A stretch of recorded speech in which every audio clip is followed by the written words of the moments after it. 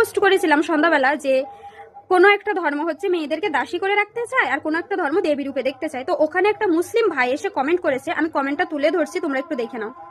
First comment, মুসলিম ধর্ম সম্পর্কে আগে ভালো করে জেনে তারপর কথা বলবি। সেকেন্ড, গাড় মারানো কথাবার্তা একটু কম বল। আচ্ছা, আমি তো কোনো ধর্ম উল্লেখ করে বলিনি, তুমি মুসলিম ধর্মের ছেলে, তোমার কেন এটা গায়ে লাগলো? তাহলে কি তোমার ধর্মেই শিক্ষা দেয়? ওই এখানে তো কোনো খ্রিস্টান ধর্ম, বৌদ্ধ, জৈন কোনো ধর্মের লোক এসে তো কমেন্ট করলো না, তুমি কেন কমেন্ট করলে? আর কমেন্ট করেছো তুমি জানতে চাইতে আমি কোন ধর্ম সম্পর্কে বলেছি, তুমি সেটাও জানতে চাইলে না। ঠিক আছে, তুমি হঠাৎ করে এসে এমন বাজে বিচ্ছিরি ভাবে বিচ্ছিরি দুইটা কমেন্ট করলে, তোমার ধর্মকে এই শিক্ষা দেয়?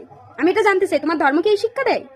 ওই আমাদের হিন্দু ধর্মে তো এইসব কিছু শিক্ষা দেয় না, না হলে আমিও পাল্টা তোমাকে 2-4টে গালাগাল দিতেই পারতাম। ঠিক আছে, তো ভালো থেকো, সুস্থ থেকো। তুমি বুঝিয়ে দিলে যে তোমার ধর্ম তোমাকে কি শিক্ষা দিয়েছে। বিশ্বাস করো, এই কমেন্টে না সবাই বুঝে যাবে যে তোমাকে কি শিক্ষা দিয়েছে তোমার ধর্ম। ভালো থেকো, ঠিক আছে।